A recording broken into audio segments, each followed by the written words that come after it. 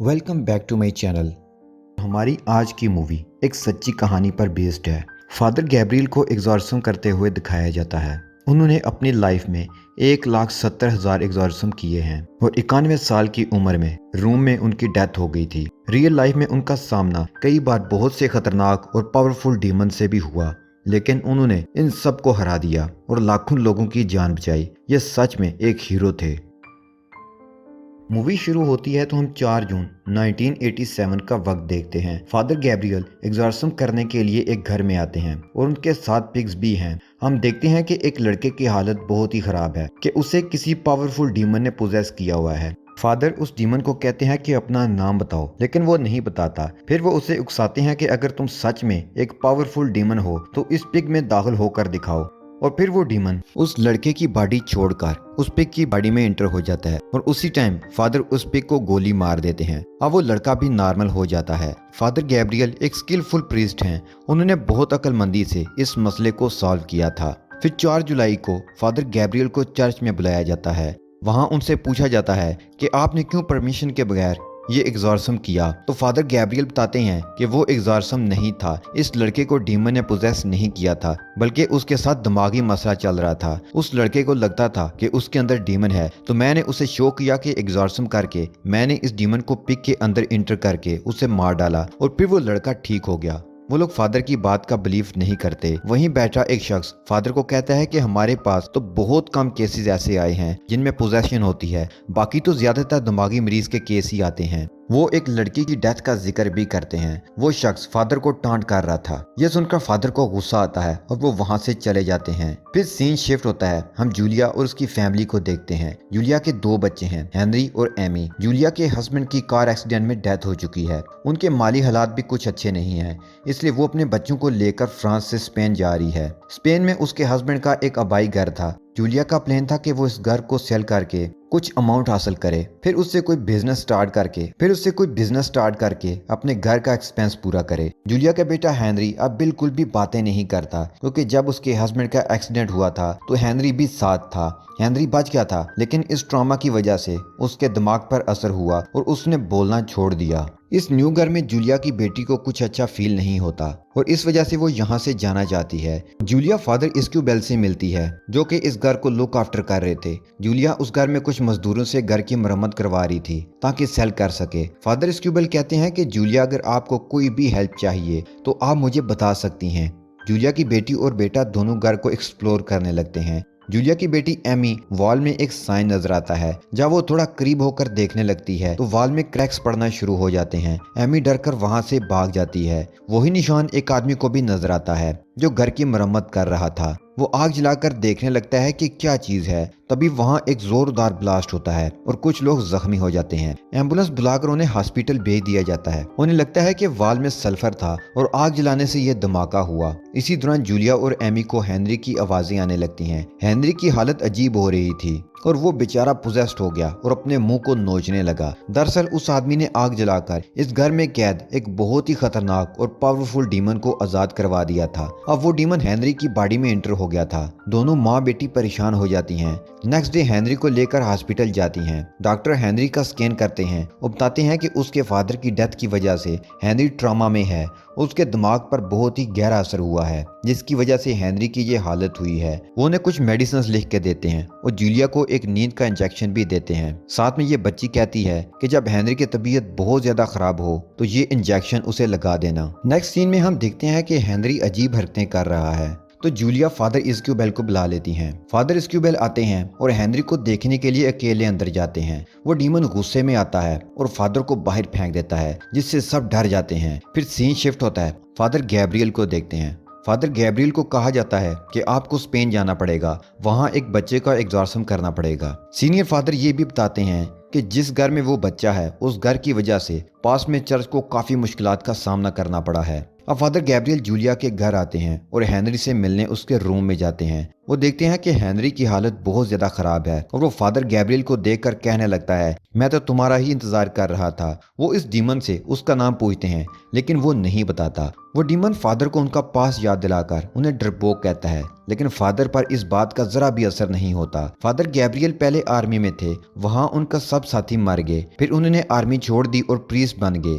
Father एक चीज निकालकर हेनरी के फेस के सामने करते हैं जिससे वो हेनरी की आंखों में उस डीमन की आंखें देख सकते हैं। ये डीमन बहुत पावरफुल था। फिर हेनरी की तबीयत बहुत खराब हो जाती है और उसके मुंह से एक मरा हुआ परिंदा निकलता है। फादर गैब्रियल को यकीन हो जाता है कि वाकई ये कोई बहुत ही ज्यादा खतरनाक डीमन है। फादर जूलियन के पास आते हैं और कहते हैं कि हेनरी के अंदर जो डीमन है वो बहुत पावरफुल है, उसका एग्जॉर्सिज्म करना आसान नहीं है और उन्हें इस डीमन का नाम भी नहीं पता। अगर उन्हें उसका नाम पता होता तो एग्जॉर्सिज्म करना आसान हो जाता। फादर बताते हैं कि हेनरी की ज़हनी हालत ठीक नहीं थी, इसलिए इस घर में आने वालों में से उसने हेनरी को पोजेस किया, लेकिन ये मालूम नहीं कि इस डीमन का क्या मकसद है। अब वो डीमन हेनरी की बहन को भी तंग करना शुरू कर देता है। वो डर कर भागने लगती है और फिर वो उसे कॉल करके उसके डैड की आवाज में बात करता है। वो और ज्यादा स्केर्ड हो जाती है। फादर गैब्रियल जूलिया को बताते हैं कि हमारे पास टाइम कम है, हेनरी की जान को खतरा है, हमें आज एग्जॉर्सिज्म करना होगा। अब दोनों एग्जॉर्सिज्म की तैयारी करते हैं और हेनरी के पास जाते हैं। हेनरी इन दोनों को देखकर गुस्सा हो जाता है। वो फादर गैब्रियल को याद दिलाता है कि तुम्हारी वजह से एक लड़की की डेथ हो गई थी।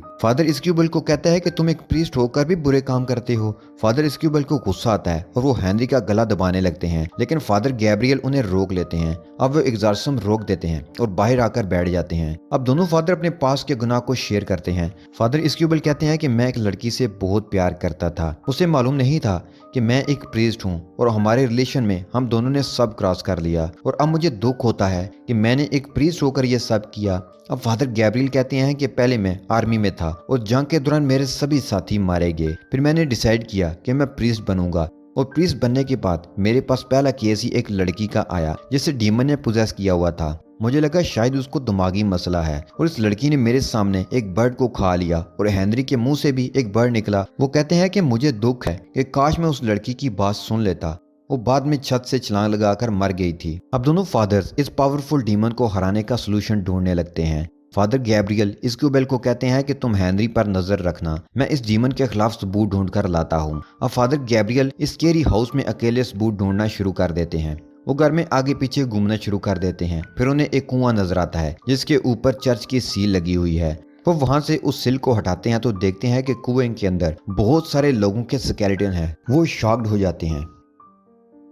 फिर सीन शिफ्ट होता है और हम देखते हैं कि सीनियर फादर जिन्होंने फादर गैब्रियल को हेनरी की हेल्प के लिए भेजा था, वो एक बुक रीड कर रहे हैं जिसमें उन्हें पता चलता है कि जो डीमन हेनरी के अंदर है वो बहुत ज्यादा पावरफुल और एट ए टाइम बहुत सारे लोगों को पोजेस कर सकता है। और फिर सीनियर फादर की तबीयत भी खराब होने लगती है। फादर इस्क्यूबेल को वो डीमन अंदर बुलाता है और खुद को बहुत इनोसेंट शो करके अपने पास बुला लेता है। तब फादर उसके पास जाते हैं तो वो उनका कान काट लेता है। फिर एमी पर अटैक करके उसे जान से मारने लगता है। इन सब के चीखने की आवाज सुनकर फादर गैब्रियल वहां आते हैं और वो सबको बचा लेते हैं। अब दोनों फादर उस कुएं के पास जाते हैं और बताते हैं कि जब ईसाईयत मजहब का अरूज था तो जिन ज्यूज ने क्रिश्चियन होने से इनकार कर दिया उन्हें पनिश करके इस कुएं में मरने के लिए छोड़ दिया गया। अब वो इस कुएं के अंदर जाते हैं तो उन्हें एक डोर नजर आता है, उस पर वही निशान था जो एमी ने देखा था। अब वो अंदर जाते हैं तो देखते हैं कि अंदर बहुत ज्यादा स्केलेटन है और एक स्केलेटन पिंजरे में बंद है और उसके हाथ में एक रिंग है जो कि प्रीस्ट की है,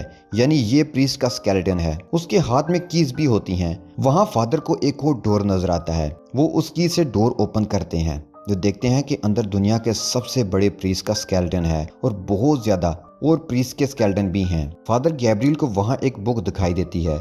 वो उसे ओपन करते हैं तो उन्हें पता चलता है कि जो डीमन उस घर में है वो बहुत पावरफुल है और इस तरह के बहुत सारे डीमंस दुनिया के दूसरे हिस्से में भी हैं। जब सब प्रीस्ट ने मिलकर इस डीमन का एग्जॉर्सिज्म शुरू किया तो उसने इन सब को पोजेस कर लिया क्योंकि ये बहुत पावरफुल था। उसे यहाँ पर कैद कर दिया गया और फिर इस जगह को हमेशा के लिए बंद कर दिया गया। फादर गैब्रियल को पता चलता है कि वो डीमन हेनरी के जरिए उनकी बॉडी में आना चाहता है ताकि उसे गलत काम करवा सके क्योंकि वो प्रीस्ट हैं। फादर को इस डीमन का नाम भी पता चल गया जिससे वो डीमन गुस्सा हो जाता है और जूलिया की बेटी को भी पोजेस कर लेता है। जूलियन एमी को बचाने आती है तो वो जूलिया पर अटैक कर देता है। एमी वो इंजेक्शन उठाकर हेनरी को लगा देती है जिससे वो बेहोश हो जाता है। जूलिया भी बच जाती है। अब फादर गैब्रियल आते हैं और सब प्रे करने लगते हैं, एग्जॉर्सिज्म शुरू करते हैं। हेनरी को उन्होंने बांधा हुआ है। अब वो डीमन बहुत ही ज्यादा गुस्से में था। वो इन सब को अपनी ताकत दिखाता है। वो फादर गैब्रियल को पकड़ लेता है। एमी सीलिंग पर चढ़ना शुरू हो जाती है। डीमन कहता है कि तुम मेरी बात मान जाओ, मुझे अपने अंदर आने दो, वरना मैं इन सब को मार दूंगा। अब फादर डीमन की बात मान जाते हैं और सबकी जान बचा लेते हैं। दूसरे फादर और जूलियन को कहते हैं कि बच्चों को लेकर यहाँ से चले जाओ, और वो खुद को फांसी लगा रहे होते हैं। उन्हें पता था कि डीमन ने उन्हें पोजेस कर लिया है और अब वो उनसे गलत काम करवाएगा, लेकिन वो डीमन उन्हें सुसाइड नहीं करने देता और फादर गैब्रियल को खून की उल्टियां आने लगती हैं। वो उसी जगह पर चले जाते हैं जहां एग्जॉर्सिज्म हुआ था और खुद को जलाकर मारने लगते हैं। तभी उनकी हेल्प के लिए दूसरे फादर आते हैं और मंत्र पढ़कर एग्जॉर्सिज्म शुरू करते हैं। तभी डीमन उसके सामने वही लड़की लाता है जिससे वो फादर प्यार करता था। वो खून में लथपथ थी और उसे मारने लगती है। इसक्यूबेल उसके हेड पर क्रॉस का निशान रखता है जिससे उसका जिस्म फट जाता है। अब फादर गैब्रियल के सामने भी वही लड़की आती है जिसकी डेथ फादर गैब्रियल की वजह से हुई थी। वो उसके हेड पर भी वही क्रॉस का निशान रखते हैं जिससे वो भी वहां से चली जाती है। अब दोनों फादर एग्जॉर्सिज्म शुरू करते हैं और उस डीमन को जहन्नम में भेज देते हैं। सीनियर फादर की तबीयत भी ठीक हो जाती है। वो फादर गैब्रियल और इसक्यूबेल को बुलाकर उनकी तारीफ करते हैं। तभी वहां एक और फादर आते हैं और उन्हें कहते हैं कि दुनिया में अभी भी इस तरह के 199 डीमंस हैं और आपको इन सब को भी खत्म करना है। अब उनके लिए न्यू मिशन स्टार्ट हो चुका था और यहीं पर इस मूवी का एंड हो जाता है।